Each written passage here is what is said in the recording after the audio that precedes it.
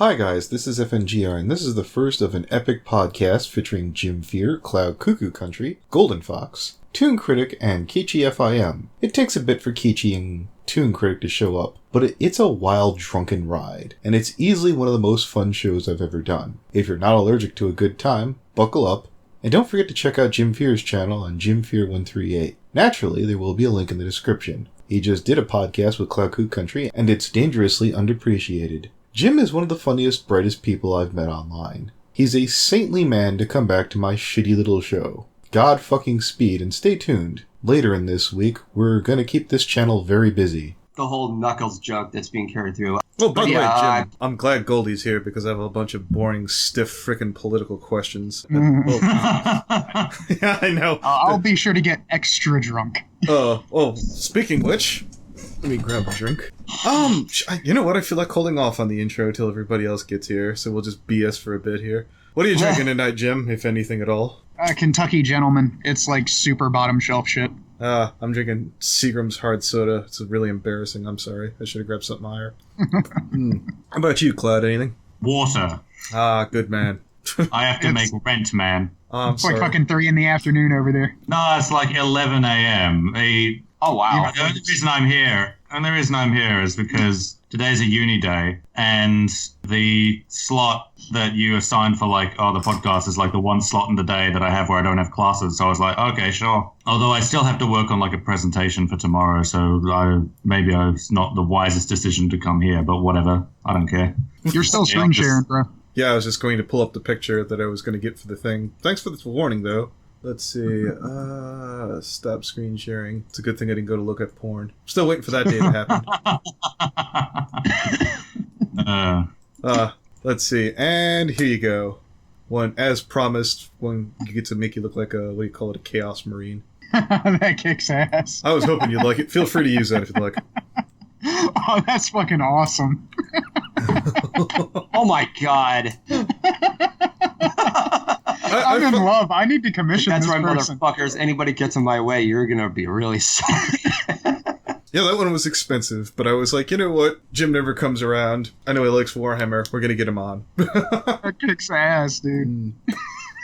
Yeah, have you kept up with Warhammer at all? I could ask these questions without fear that I know any of my co-hosts will be won't have to worry about getting involved in that. Not really. I know a little bit because I follow a lot of people that do, but I don't really have the time or money to go and buy all the books and keep up with what's going on in the lore. But to my understanding, it's basically they're about to do an end times like they did with Warhammer Fantasy and reboot the fucking universe. The Primarchs are coming back, and the Imperial Guard and the Ultramarines are about to go into Fenris and take out the Space Wolves, and Russ has come out of the Eye of Terror, and Magnus is back, and Gilliman woke up and shit like that.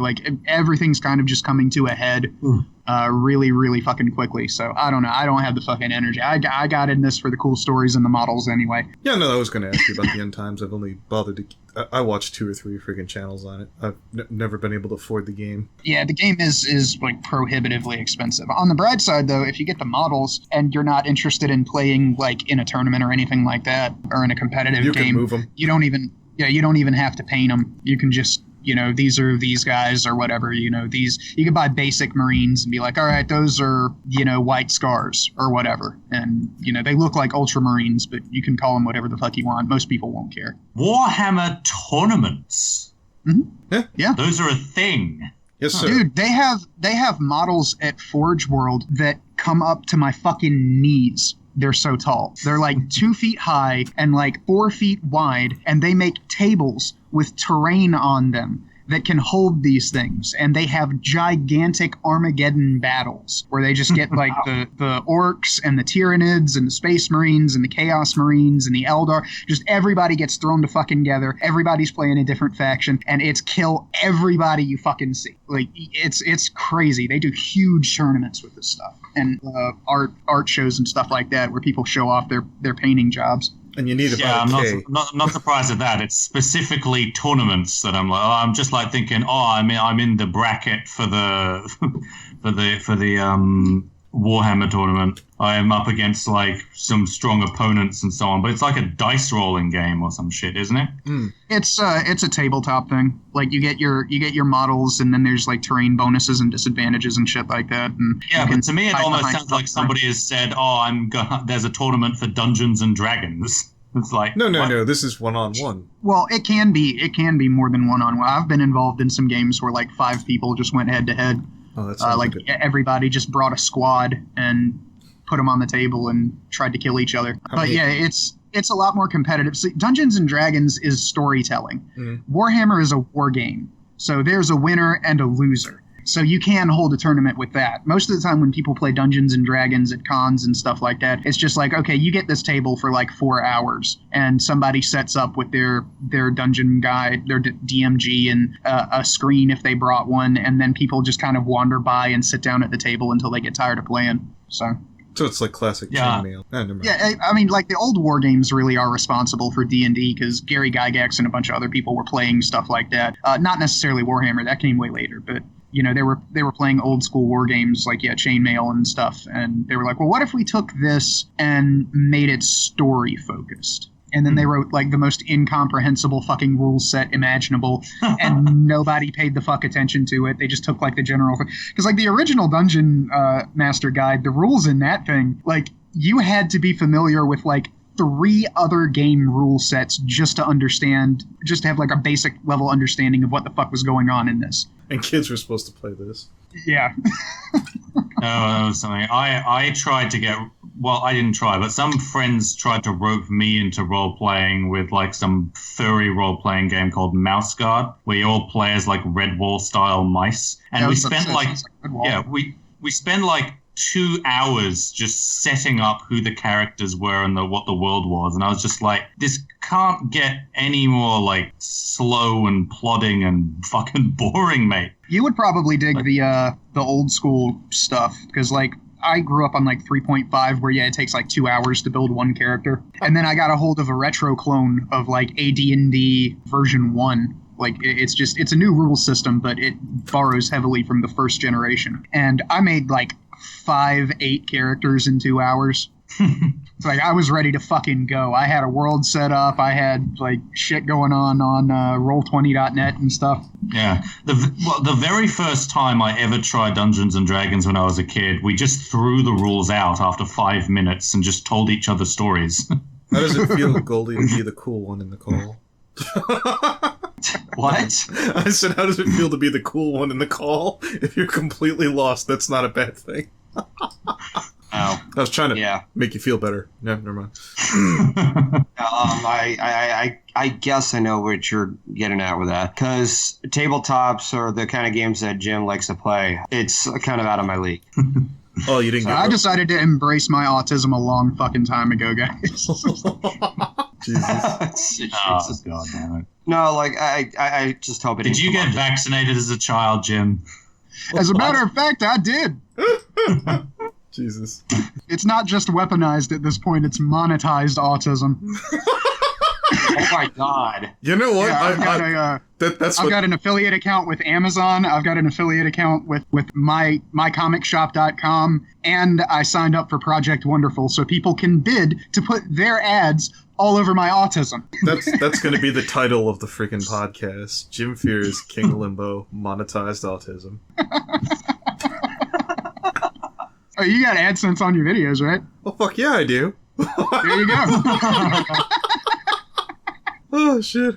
So anyway, since I'll do a throwaway question, I imagine no one will really freaking be in on. Right, you asked this originally on your podcast, but I'm a bit more familiar with it. What did you think of Mr. LaBeouf's "They Will Not Divide Us" debacle and subsequent meltdown? You know what was the complete hook when I was watching Medicare's video is when he goes, the line is like, and that's where 4chan started posting about it. Uh-oh. God. He shows that news clip where the guy's talking about Anonymous and they blow up a fucking van. Nah, yeah, the He Will Not Divide Us thing has been so much fucking fun to watch. I am so impressed with Poll. So impressed with Poll. Like, keep going, you crazy bastards. If Shia does it again, if Shia puts it on the fucking moon, you guys have to find a way to get up there and steal his fucking flag. I assumed that he was in jail right now. Still, or did he make bail? He made bail. Aw. At least I understand it. He was only like put away for a night. It was like a minor assault thing. He just scratched somebody's face. It's not like he actually hurt anybody. But he did chase a few people down the street. Yeah, no, I didn't see that. And at one point in time, he was actively patrolling. Like, after they stole the one that was in Tennessee, he put up another one out there for a short period of time and was actively patrolling the grounds with a baseball bat. Jesus. Like, I saw shot somebody and took with a drone. And yeah, that was Shia standing in the middle of a field at night with a baseball bat. You know, if I would have known about that, I would have made that the artwork for the podcast. Shia LaBeouf with his bum beard and a bat looking like a hobo out there in the middle of the field. The one in London, or Liverpool, was super impressive, though. That was fucking coordinated ops. They were dodging the cops and shit, running on rooftops. Where's that on YouTube? Oh, I saw that shit happen on Twitter. Like, the morning it fucking happened, I was just, like, scrolling Twitter at work because I was on break. And I was seeing people talking about this shit, and one guy had made a thread out of, like, the 4chan, like a Twitter thread out of the 4chan thread with screen caps and everything. And there were people coming up with, like, they had, like, building layouts and MS Paint drawings on them with how to get across the buildings and where to lay the ladders and ropes and shit so that they could get off onto the museum roof and steal it. And some guys actually fucking got up there, but it was zip tied down to the flagpole. So they had to come back with wire cutters. And there's like pictures of 4chan guys on rooftops looking like something out of Watch Dogs with like handkerchiefs over their faces and shit. It's fucking hysterical, dude. Like, they were running. Somebody actually got a hold of the flag, so far as I know, but they lost it running away from the cops. No arrests were made. Well, you remember where you were when they took 4chan away. Oh, Jesus. That is absolutely magical. What are your favorite InfoWars moments, Jim? Oh, dear God, there's so many. There's so many. Like, I love Alex Jones unconditionally. I don't trust a fucking word that comes out of his mouth, but I love that man so dearly. He's just a meme factory. He's just a one-man meme machine. Every time he says something, it's like, okay, you can take this and fuck with it, no problem. Like when he had that giant pair of underwear on his head, or when he was freaking out and pretending to worship the giant picture of Hillary that they had. Like, he tears his fucking shirt off and starts grunting and runs off. They're like, he's on the move, go get it. The InfoWars guys are completely fucking insane, and I love everything that they do, even if they are out there spreading some misinformation. All right. It's just so much fun to watch. I got this question even though I knew about both instances beforehand, again from your podcast. It's not okay to punch a Nazi, but it's okay to send him gay porn? What? Allow me to explain.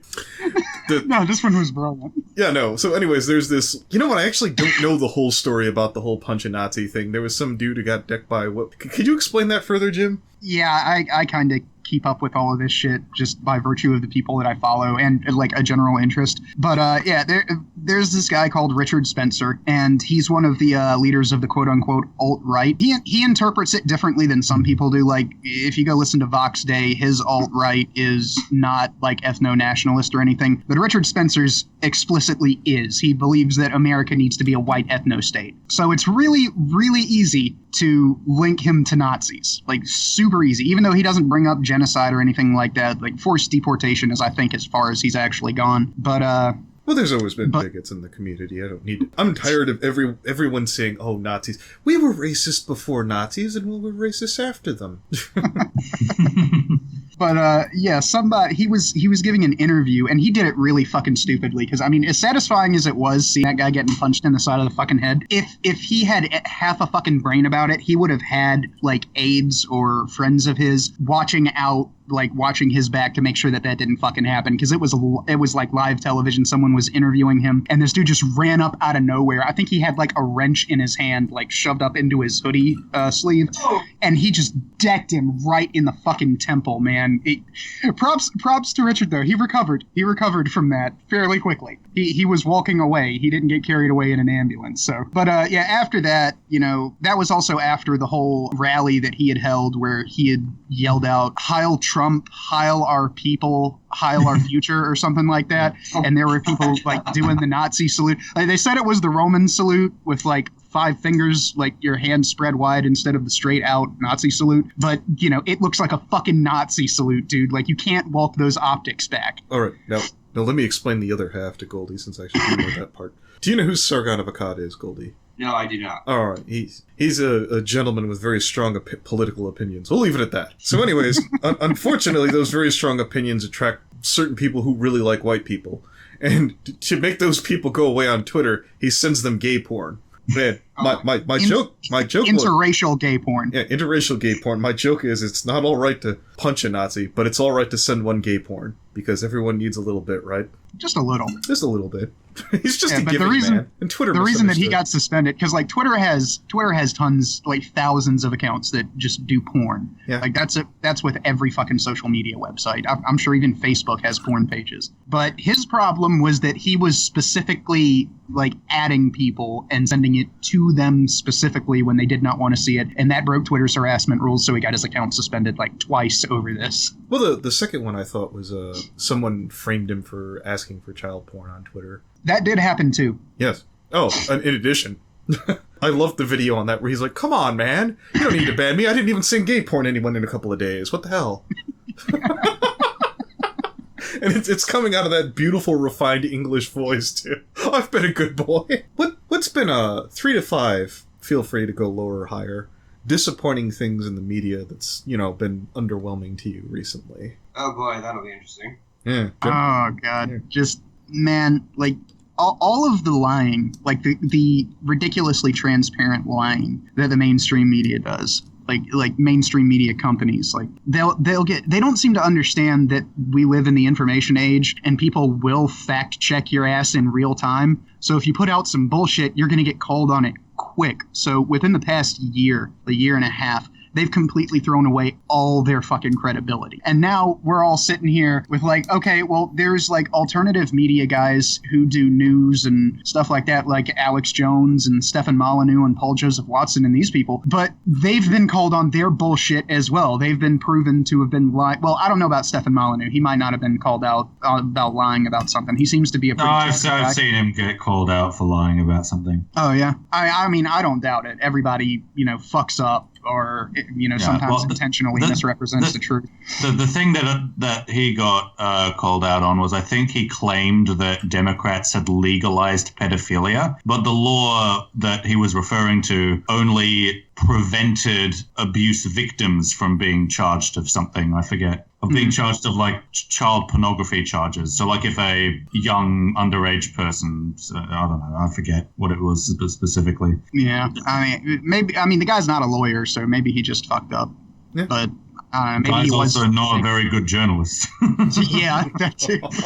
He's a philosopher. He's not like trained in journalism or law or anything like that. But I mean, but with not those French, guys, is he? Because France has never produced a good philosopher. No, he's Canadian. Oh, well, French Canadian. Probably. Oh, it's just as good. That explains it. But now we have all of these alternative media sites, for the most part, like they get caught with their pants down less than, like barring like InfoWars, but they get caught with their pants down less than the mainstream media. So I'm honestly at the point where if I see something on InfoWars and I just click it out of sheer curiosity, then I'll go to Google and I'll check it out and see if there's anything out there that actually corroborates this, or if they're the only one with the story. And if they're the only one with the story, don't believe that shit for a second. But if there is corroborating information out there, it kind of looks like all of these articles are trending in the same way with the same set of facts, then you're probably okay. But you can't trust any media organization now. Not implicitly like you used to be able to. Which, you should never implicitly trust any media organization. That's something that we kind of forgot as a country and a culture. But now we're all completely hung out to fucking dry because there's nobody out there that you can look at and say, I know for a fact that guy tries to be truthful as much as possible because when, he's never been caught with his pants down, or if he is, he came out and apologized for it and corrected the record. That just doesn't happen anymore. We don't have anybody. You said that the metric that you use to determine how likely something is how many other news outlets corroborate it. But wasn't one of the issues, like back when Gamergate started talking about journalism, that, a whole bunch of news articles coming out at the same time with, the same facts and the same lines, like evidence of collusion or something? Yeah, that was definitely like we don't need the headlines from Gamergate. We actually have the chat logs from the email group that they were all a part of, where they were, consciously and explicitly building narratives and telling each other what to pub. But my point is, like, how would you tell the difference between stuff?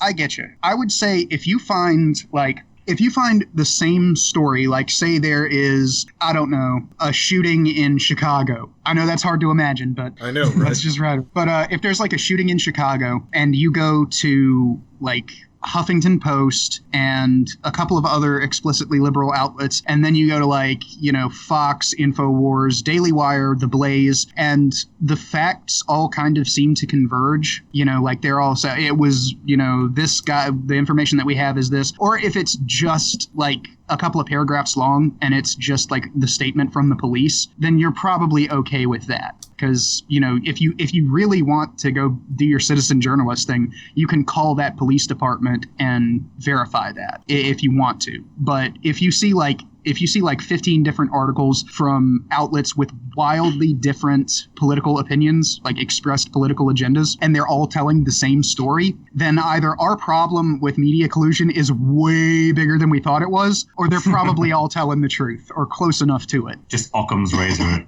Yeah, pretty much. It depends on how much you want to trust the media or not. I had another one here. You've kept up with, or at least I think you've subscribed to Harmful Opinions recently. Oh, yeah. I've been watching that guy's videos for a while now. That's my favorite of that whole crew. He seems to be very more critical of the skeptical community. Maybe that's why I adore the bastard so much. Yeah. He seems to take issue with the sponsorship deals that some of the other people like TJ, aka the Amazing Atheists, and their, the way that they've obtained funds and whatnot through endorsements. Well, how does he get his funds? Just Patreon or some shit? Yeah, well, that as well. Well, he takes issues actually, with... Go ahead. In one of his recent videos, he talked about, I sell merchandise. I have a Patreon. I put ads on my videos and shit like that. He said, I don't have a problem with people making money. I have a problem with people making money from shady sources that force them to lie to their consumers. The issue that this all stemmed out of was the candid thing. Mm-hmm. And, YouTubers are really looking for a way to monetize their content now, especially since Google is starting to take ads away. And just like if you have restricted mode turned on, sometimes entire channels are just gone. Even channels with completely inoffensive content, like Philip DeFranco's channel is just gone. But I don't remember that. But what Candid did was they came to all of these different YouTubers and they went across the spectrum. They went to feminists, they went to the rational skeptics, they went to the atheists, and they said, okay, we will cut you a check for like $1,000 plus like payments as long as you keep shilling our product, but you have to sign this contract. And a lot of these people, I guess, didn't read the contract, but within that contract is a non-disparagement clause. So they are legally obligated to never, ever, ever say anything that could possibly be viewed as negative about this app and this website. They just can't. They will be taken to court and they will be sued into the fucking ground. Wow. So that was his problem, along with the fact that they admit that the company that owns Candid, admits that they are using an AI to filter content. And it's a learning AI, so it's got algorithms in it that will allow it to filter posts based on certain words or phrases to where people can't see them. Like, you could go into a chat on Candid, and there will be like 5 people talking and like 8 posts in the chat, and then you click on that little chat group, and you don't see anything because you're not part of the group. And once you join the group, you don't get to see the stuff that was there before because of the way that their algorithms work. So Harmful Opinions made the case that, this could very easily be used to do like child porn trades because you can't see it, and the company's not releasing records, and they're using this AI. But moreover than that, his point was that they're using this AI to filter the social media app without the consent of the users, except for, they consented by signing up and using the app. But they're not telling people explicitly about this. So he kind of had to do some digging and put some stuff together to find all of this out. And then it turns out that they're planning on selling this. Like in 2 to 5 years, once it finally gets to the point where they want it to be, they're going to be able to not only have full control over what you say on their own app, they're going to be able to sell this AI to companies like Google and, Facebook and Twitter and whoever else, and they can implement this, and the strangling and throttling and shadow banning will get even worse after this AI is implemented across social media, which is why I'm a big fan of newer social media websites like minds.com and Gab, because especially Gab, because they're expressed, they won't even censor their users to make money. Like, the only thing that they really crack down on is stuff like child porn, like actual illegal activity. But if somebody's out there talking like white nationalism and, kill all the darkies and shit like that, they are not going to censor that person. And that's heartening to me, because if they're not going to censor that guy, they're probably not going to censor you for, reacting badly to the refugee crisis or questioning a government's policy or something like that, or just talking shit with your friends or whatever. So as long as you're not doing anything illegal, explicitly illegal on this website, they're not going to censor you. And Apple actually came to them and was like, look, you've applied to put your app on our devices, but you have to remove these specific users. And they actually named like 2 people. I think it was like Ricky Vaughn and the guy who uses the green arrow for his avatar. I don't remember the guy's name. It's like John Rivers or something like that. I don't follow the but they said that you have to remove these guys, kick them off your app, and then we'll let you in the App Store. And Andrew Torba, the CEO of Gab, was just like, all right, fine, fuck you. We don't need your fucking App Store. Piss off. Call us when you decide to let us in. We'll be over here undercutting the fuck out of Twitter. Peace. The stores were the services were Gab, and what was the other one? Minds.com. Minds.com is kind of like a combination of Facebook and YouTube. And they're also very heavily involved in free speech. And what's more, they actually listen to user feedback. So, Twitter's been doing all of this bullshit with throttling people and shadow banning and, putting you in Twitter timeout for calling people cunts. That's happened to me twice in as many weeks. Well, we're going to ask about that, but finish your thought. But Minds... people will complain to Twitter. You'll see endless messages if you go looking for people tagging, the company or the support Twitter account and stuff like that. And they never respond, and it only gets worse. Like, they take all of these complaints, and it's like, people don't like that we're doing this. Let's keep going and see what happens, not realizing that they're digging their own grave. Whereas on Minds, if you have a suggestion that you think would improve the quality of the website overall, you can actually get in touch with the team behind Minds, the company that owns it, and they will listen to you. And they will respond to you. I've seen a couple of incidences of that happening. I don't have any specific things that they've implemented that users have asked for, but, at least they put it out there that they're willing to listen to their user base. So there's a lot of people that are, like, Computing Forever, I think, is actually moving over to vid.me and Minds because YouTube is crippling his account. They pulled a bunch of the monetization on his videos. So he's uploading his stuff over there now, and it'll come to YouTube when he gets around to uploading it to YouTube, because YouTube is trying to cripple him, so why would he keep doing this? Have you used either of the services? Yeah, I have a Gab account and a Minds account. I really like Gab over Twitter. The only problem is the lack of a mobile app on Apple devices. I have an iPhone. But so far as actual functionality of the website goes, they're also doing doing their own Periscope type thing called Gab TV, where you can just set up your phone camera and turn it on and talk to people. Like I say, just like Periscope. I think that's still in the early alpha stage right now, though. But you get like 300 characters on Gab. They have an edit function. I think images have to be hosted outside of the website, so you have to go to like Imgur or something like that. But yeah, everything else works just fine. You know, you can link YouTube videos, you can link, articles, you can link blog posts, all of that stuff. And it comes up with a little bar that you can click on that has like the picture that's on the first picture on the article or on the website or whatever it is, and, the title of the article or blog post. So it's a very nicely designed website at this point. The only real problems with it are I got into it like right when it first started out. Like I was like the 640,000th person or something like that to get a Gab account. But when it started out, it was really, really fucking Trump happy. Like really kind of alt-right friendly like that, because all of these people were getting banned on Twitter. So they saw Gab, and Gab was like, look, we're not going to censor you. Say whatever the fuck you want. We don't care. Just don't do nothing illegal and we won't have to get the cops involved. You're on your own reconnaissance piece. And they all moved over there. So the website for months and months and months was like Trump Central, like Trump, MAGA, that kind of stuff was like the top trending hashtags on Gab for months. But they also do a verified system. But because Gab exists based on donations from the user base, if you donate to Gab, you get a verified checkmark. You literally can pay Gab for verification. But in the days where Twitter verification really doesn't mean all that much at this point, that it's kind of like, well, why are you getting upset at Gab for doing that when Twitter literally only hands out verification checkmarks to people they agree with ideologically? So, it's not really a big problem, but it is a criticism you could level at them. But like I say, they're not a publicly traded company, I don't think. They subsist on user donations to keep going. All right. I don't have anything to ask. Okay, well, I have something to ask. Jim, when did you become a fucking shill for these websites, man? I'm proud of you. I have a segue for that. Since we're talking about... I wish I was I'm doing this for purely ideological reasons. I wish they were paying me. Shut up. Which, by the way, if the Gab or the Minds guys hear this, I will shill your website for money. Okay, I think I have one. All right, so putting aside the whole political stuff that you look, what else do you like to do, Jim? Yelling at people on Twitter is pretty fun. I've gotten into the habit. I've gotten into the habit of calling. Twitter is fucking adventure, mate.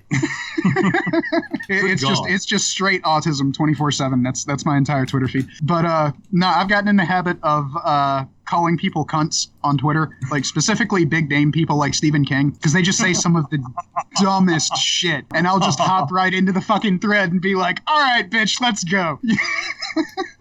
Why did you get banned on Twitter, out of curiosity? I didn't get banned. Twitter has a couple of stages that they go through. There's Twitter timeout, which is what happened to me, where basically only your followers can see what you're posting. Mm-hmm. So you won't show up in, like, if you post in a hashtag within this 12-hour period, you won't show up in the hashtag, or you're not able to @ people that you're not following or that don't follow you. Then there's like shadow banning, where they'll just completely cut you off from everything but not tell you. So you think that you're still getting a reach, but if your followers aren't retweeting you, then you don't really have the reach that you think you do. And sometimes they'll even make it so your followers can't even see your stuff.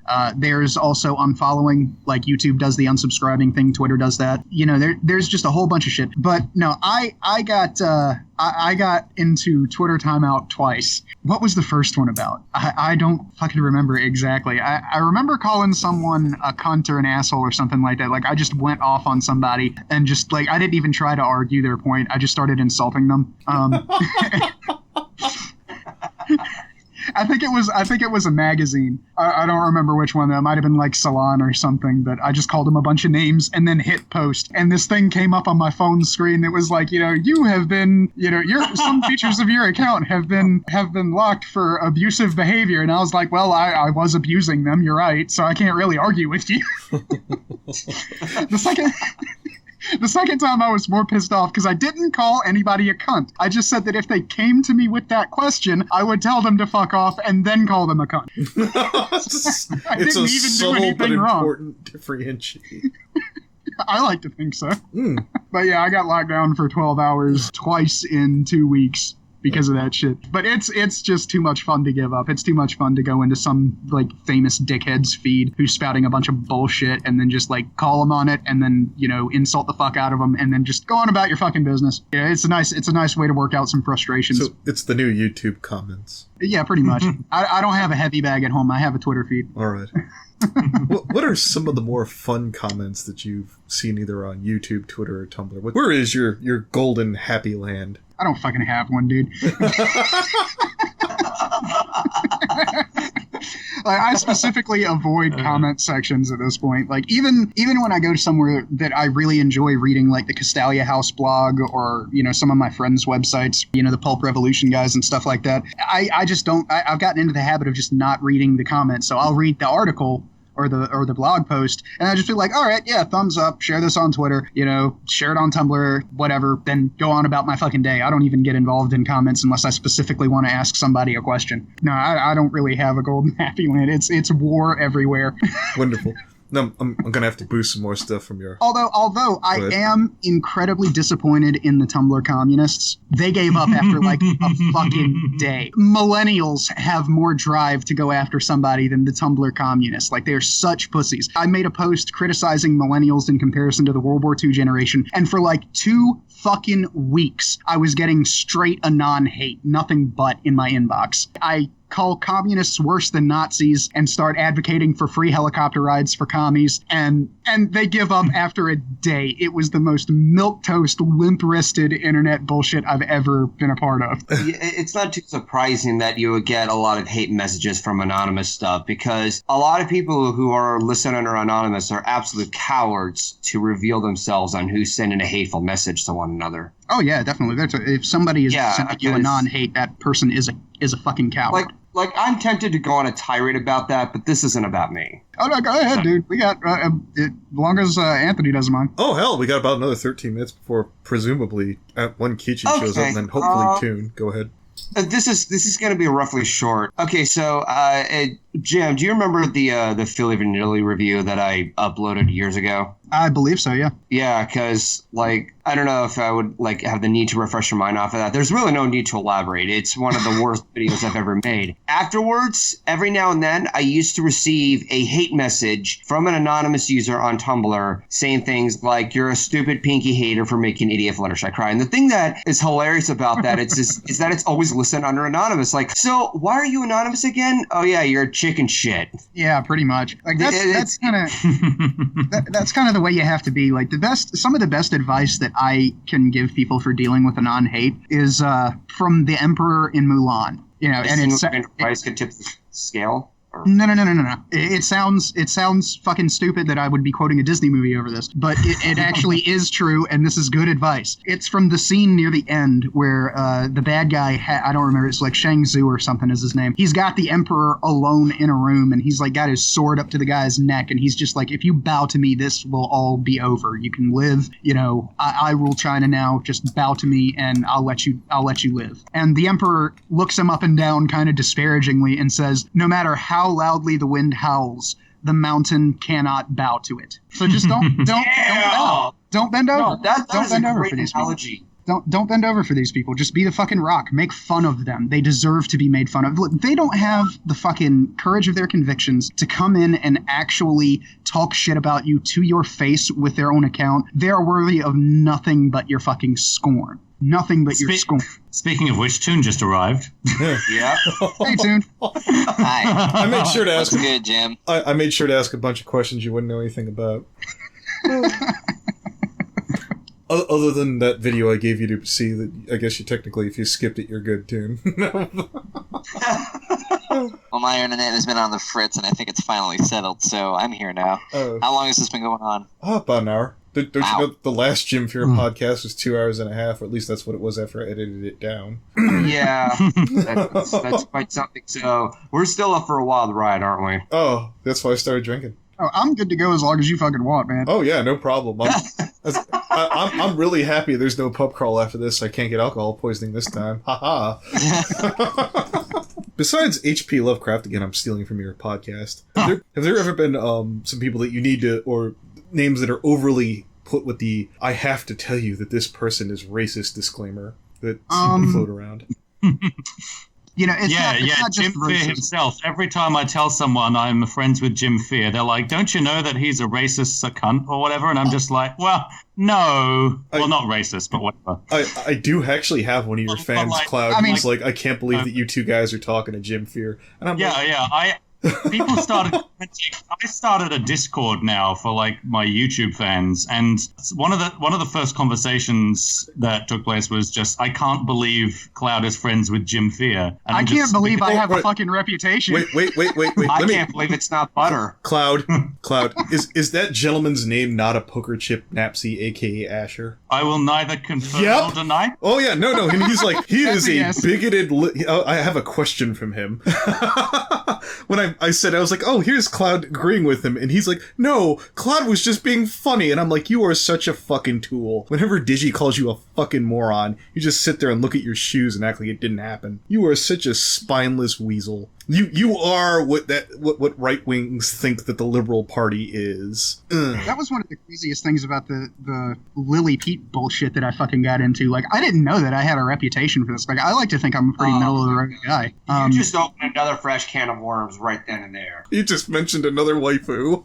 Like, I mean, I don't talk shit about black people. No. You know, I don't hate black people. You know, I'm the worst fucking racist of all time. You know, one of my best friends that I spend an inordinate amount of time talking to, and I'm helping him get his side business off the ground, is fucking Hispanic. Like, Barnabas Demos, I have nothing but fun talking to that guy. I love all of his work. I've watched like all of his videos that he puts out on YouTube. Guy's black. You know, Barbarossa, one of my favorite MGTOW content creators, he's Hispanic. I'm just the fucking worst racist. I just cannot. I know I'm supposed to be this evil racist guy, but I just can't bring myself to hate a demographic of people for being that demographic. I don't know what the fuck it is. But yeah, it really shocked me when I did the whole thing. Like, somebody brought this out of the blue. Like, a long fucking time ago, I had talked about Lily Pete, and I've like revised my opinions on the whole trans issue over the past few months. But somebody came to me and said, you know, Lily Pete is a woman, dickhead. And I was like, actually, according to biology, he's a very confused young man.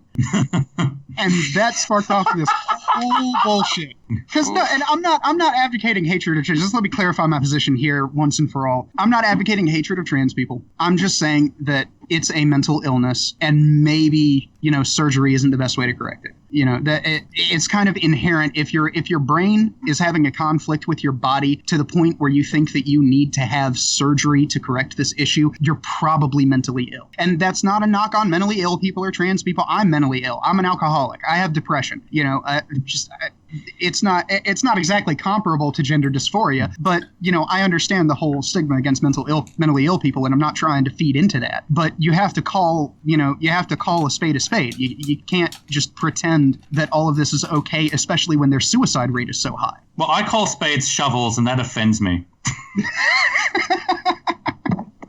Oh, yeah, God damn, you're pissing off everybody in the comments today, aren't you? Oh my god. That one little phrase launched off an entire shitstorm where even a friend of mine tried to call me out on this bullshit. Two friends of mine, actually. And eventually it got to the point where they were just like, okay, well, I guess we're just going to have to agree to disagree. And I was like, you know, I'm not going to take this as a victory publicly, but you just conceded because you know you're fucking wrong. Jim, the way I've made peace with this is that there's little things in Jim that I don't agree with, but to ask Jim to change would make him not Jim. I wouldn't change Jim for the world. I love you too, buddy. But yeah, eventually Lily Pete reblogged it, and this like blew my fucking mind. Not that you know he reblogged it or anything, but that apparently I have a reputation out there as this like neo-Nazi, you know, racist, misogynist piece of shit, when I had no idea that this was circulating around. Because none of these people ever fucking come and talk to me, dude. Like the only times that I get a non-hate on like Tumblr or anything like that is when I say something like that, and then it lasts for 2 days or a week or something, and then it peters off, and these people go back to their little enclaves and they talk shit about me behind my back. Apparently, you know, I don't go looking for it, and they don't come and talk to me. So I didn't know that this reputation was floating around. I was about to say, don't feel too bad, Jim. Freaking Brawny just wound up in the boat you were in when he cited, you know, one of the skeptic communities. He's like, oh, blah blah blah, you're citing one of those neo-Nazi people, blah blah blah, some crazy atheist nonsense.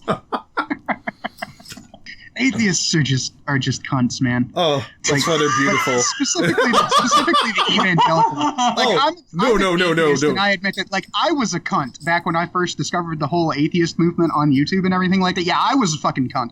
I was one of those guys who would get into, 18 post 500 character long discussions back before YouTube changed the character limit. I would get into those discussions. I was an asshole atheist, but I've kind of grown out of that, and I just kind of let religious people do whatever they want to do so long as they're not trying to force me to do anything. Very libertarian kind of mindset. But yeah, lots of atheists are just evangelical assholes, and they're so arrogant when they have no right to be. It took me actually going out and talking to people who are firmly and explicitly religious to find this out. But then I got the comparison between someone like the Amazing Atheist and someone like Brian Niemeyer. And I was like, well, you're not a cunt. You just believe the way that you do, and you're not trying to force anybody to believe it. TJ's a cunt. Oh, yeah. TJ strikes me as every faggot I ever met in high school. He's kind of a lovable cunt. I've watched his content and enjoyed it before, But, sometimes his podcast is fun to turn into. I don't make it make a habit out of listening to it. But, he's absolutely an asshole and a cunt, and he'll probably be the first one to fucking admit it. Sorry, I didn't mean to derail the whole fucking discussion. No, I see. What do you think what would happen to him if he didn't admit to it? He would be an even bigger joke than he already is. There are people in that community who are even bigger dicks. I've seen people who tore into him that made me feel bad for him.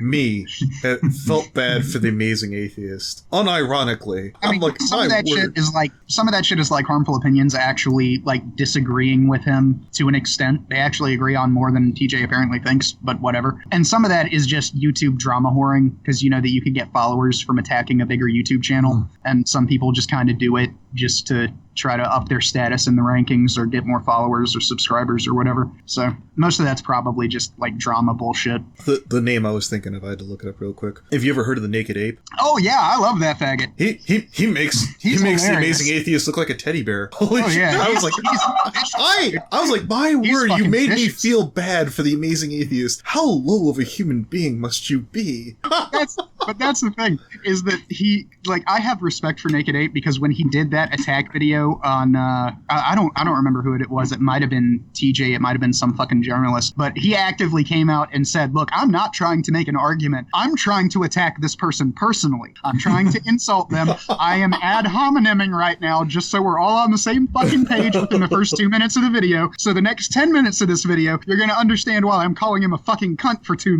minutes.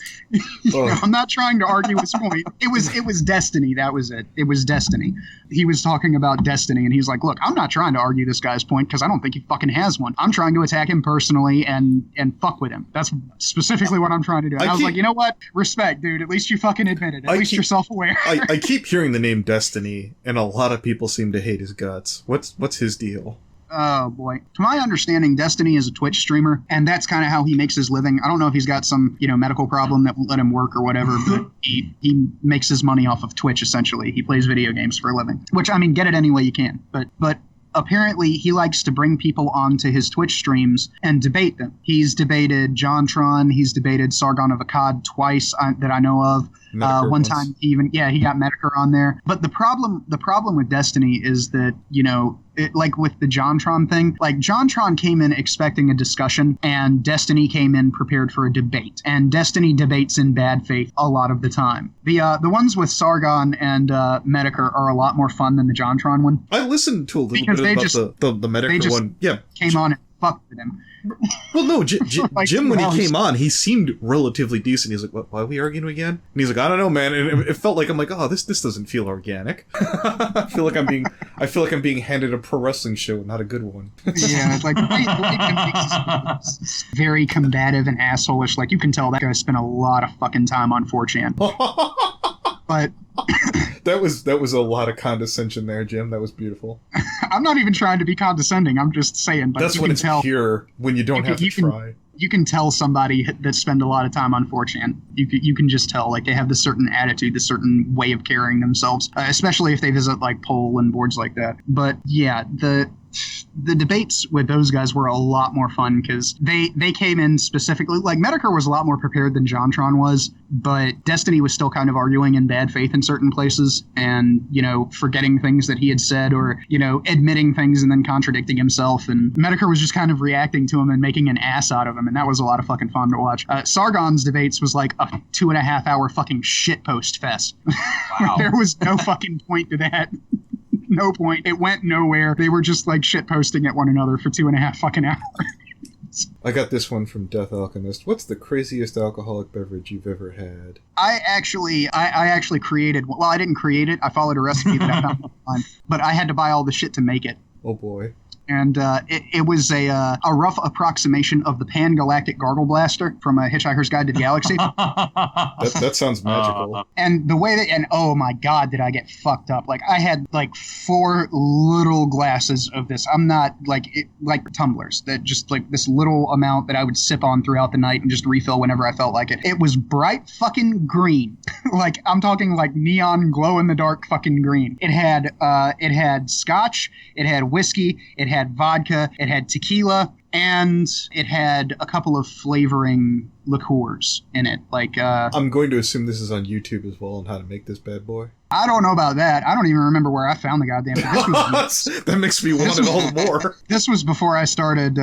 I started using the internet really heavily, like before I started using YouTube for more than music. But yeah, I got stupid fucked up off of that shit, and it didn't take much. That thing had to be like fucking 120 proof. Here's one for Toon. Any thoughts on the recent Power Rangers movie? Oh, fuck you. My God. I'm going to shut up because I've got a rant that I want to do, but I'm going to save it for my podcast. Okay. Oh, give us a little taste. Okay. No. If we're going to go Universal universal about this instead of topic specific. I was about to say you could invite him on your little podcast there, Toon.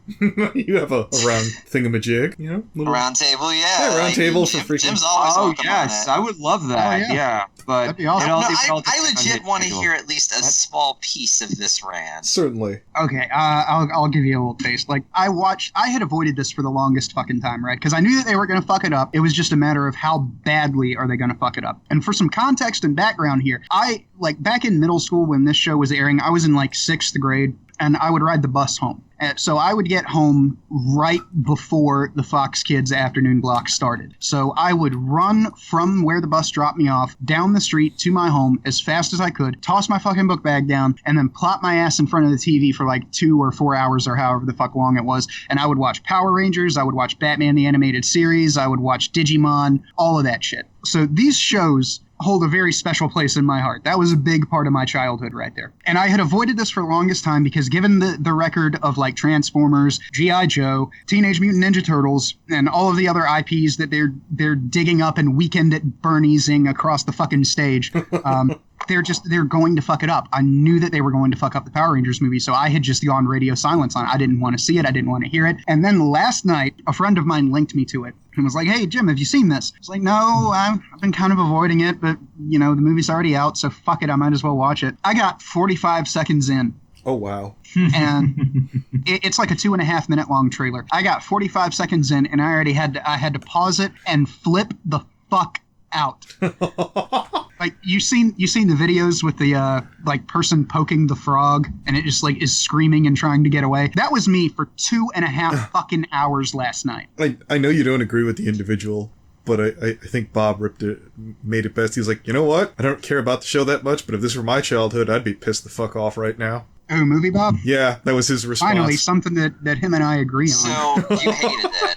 You really didn't like it. Oh, dude, no, I got 45 seconds in, it was 44 seconds in, and I saw them like leaping off of giant rocks and shit like that, and these kids aren't explicitly, at least they didn't set them up in the trailer as like martial arts experts or anything like that, like the original Power Rangers were. Like those people competed in martial arts tournaments and shit, not just the actors, but they had that in the show to explain all of this. So you could see them leaping off like the top of a jungle gym and landing fine fine and not hurting themselves, because these people all are really fit and they do martial arts shit in the show. So it kind of stands to reason that they could do that without they would know how to do that without hurting themselves. But in this one, they're like superhumans. And I got to the part where the guy like puts his hand on the sink and breaks it in half. And I was just like, oh, nope, I'm already mad. I'm already fucking mad. And I had to take like 20 minutes to chill out from that alone. And then I went back and I started the trailer from where I had left off, and I got 7 more seconds and saw what they did to Zordon. And Zordon looks like the cover of System Shock 2.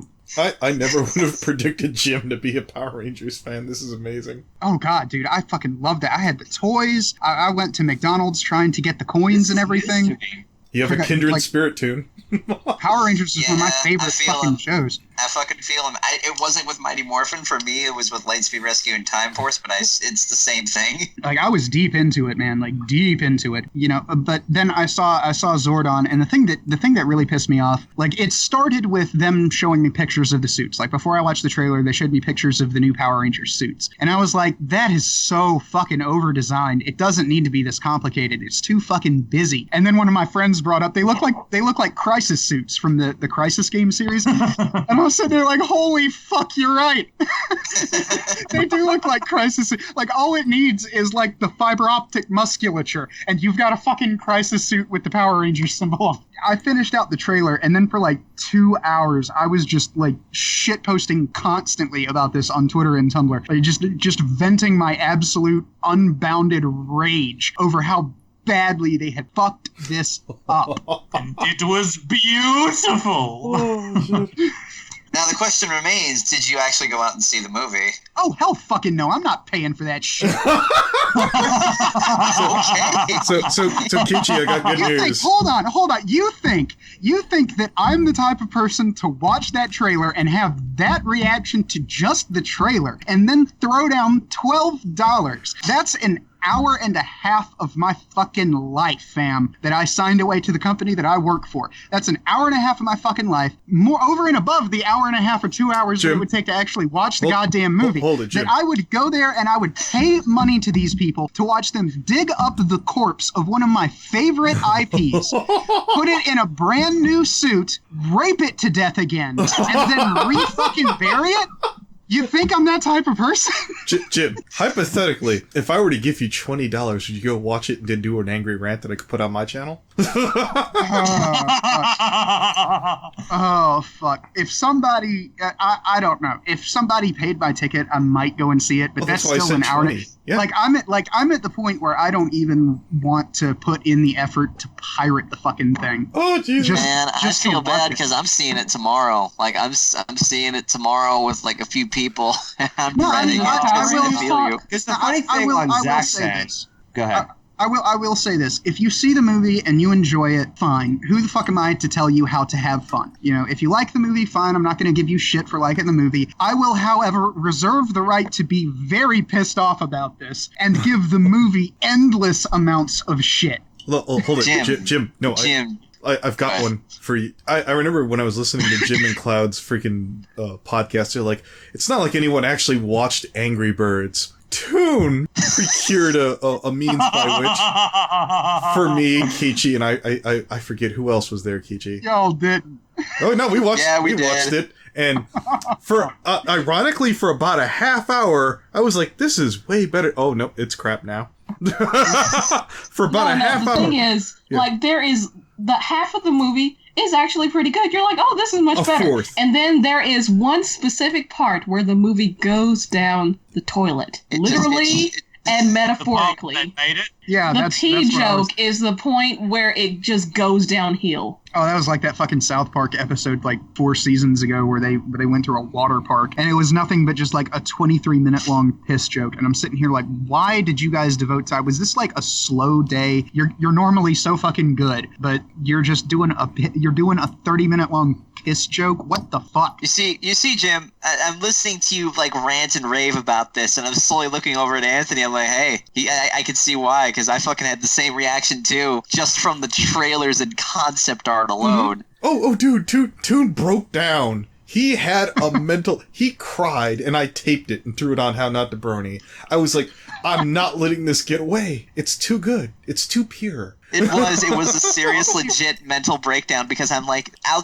give you only one piece of that rant. It's the fact that what they've done to this series is that originally when Power Rangers was brought over to America in the 90s, it embodied the fact that it was not, it's like, oh, this is not your average ordinary superhero show. We're like cool. We're the Power Rangers. We're not like them. We're cool. And now you've presented the movie in 2017 looking like a bland fucking generic superhero movie series that it stood for never being that, and now it is it, and it's fucking betrayed everything that made Power Rangers good in the first place, and it looks like nothing more than a fucking Chronicle meets Fan Four Stick meets Transformers shitbag. Oh, you know why they keep doing this is because they realized a long time ago that brand name recognition gets asses in seats more effectively than anything else in a movie. And I'll give props to Jim, who's not seeing the movie, because I remember when the first time I had an ounce of respect for the angry video game nerd was when he said that his solution to the problem, whatever, if you want to call it that, of the new Ghostbusters remake was that he just wasn't going to go and see it. And I was like, that seems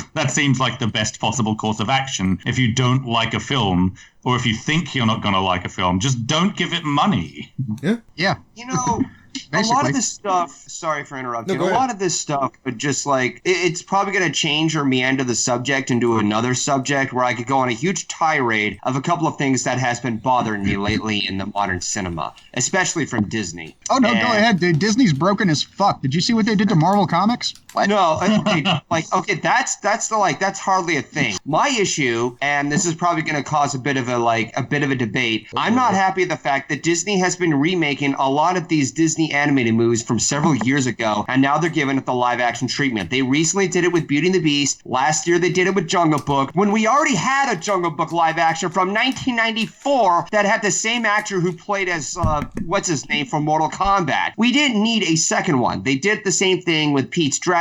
They did one with Cinderella. Now they're going to do one with the Lion King. Yeah, okay, yeah, they did. Before anyone shits all over it, I actually went out and watched it, and here's the thing. If you don't compare it and just judge it as its own movie, it's not great, but it's not bad.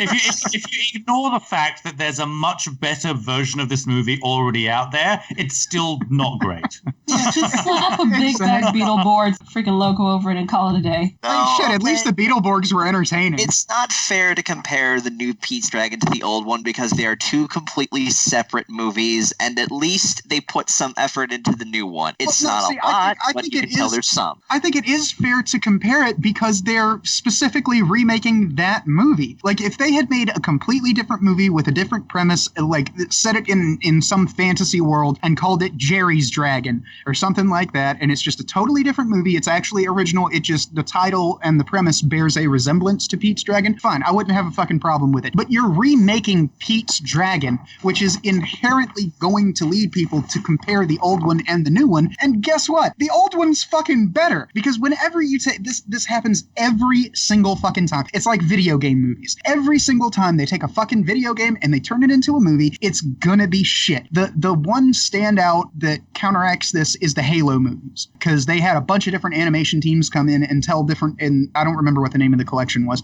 I think I know what you're talking about. Did one of them had a 3D look to it that involved the Arbiters? Yes.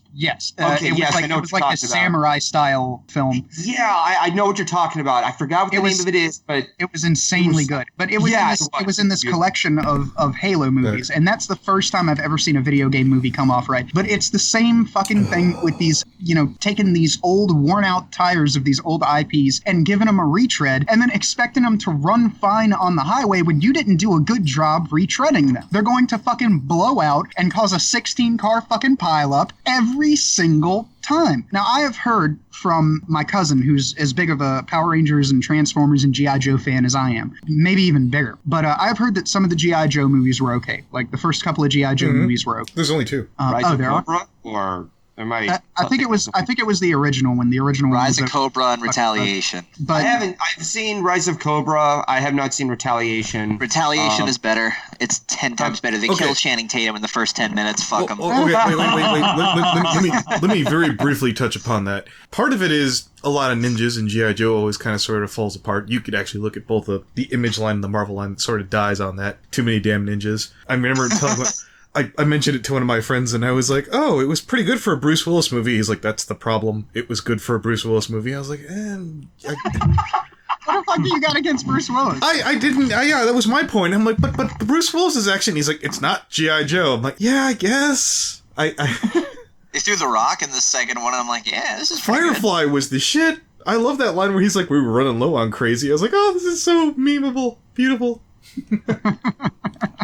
I have not watched the G.I. Joe movies. I have not watched the Teenage Mutant Ninja Turtle movie. I have not watched the Transformer movies because I just know. Like, I actually went back when all of these movies were coming out, except for like don't put G.I. Joe in. Don't put him in Michael Bay's freaking tool shed, sir. Please. I actually went back and I watched the old shows. Like, I watched like the first season of Transformers a while back when I heard that they were making a movie out of Mighty Morphin. I went back and I watched like the first season of the show. These were all horrible. The shows were terrible. I'm just fucking saying. Like the 90s and the 80s shows that they fed to kids, they were really, really good when you were a kid. When you rewatch them now, they're fucking terrible. Oh, I know what you mean, man. Ninja Turtles goes to Asian Japan. Yeah. But that doesn't change the fact that it was good for kids. Like, kids didn't know the fucking difference. So, I mean, at some level, that's taking advantage of, like, the naivete of children. But at another level, it gives it this kind of purity, because I remember, like, these episodes of these shows taking a lot longer than they actually did back when I was a kid. And maybe that was because, I'm not watching it with commercials now, but I seem to remember a lot more going on. So apparently when I was a kid, I was filling in a lot of blanks that I didn't realize were there, just on my own reconnaissance, just because they hadn't addressed it in the show, or, it just seemed a lot cooler when I was a kid. So there is that nostalgia factor to it. But that doesn't excuse taking this old IP and just, slapping a fresh coat of paint on it when it's this rickety, crumbling, decaying house. And you're not actually going in and fixing the termite damage. You're not replacing the floors. You're just putting new paint on it and then sending it out and expecting people to pay money for it, which people do. And that's the thing that pisses me off the most, is that this kind of behavior is horrible from the movie companies. It's a safe bet. Like I want to say it was you, Cloud, who said that attaching a known IP puts asses in seats. Yeah, that is very, very true. It does.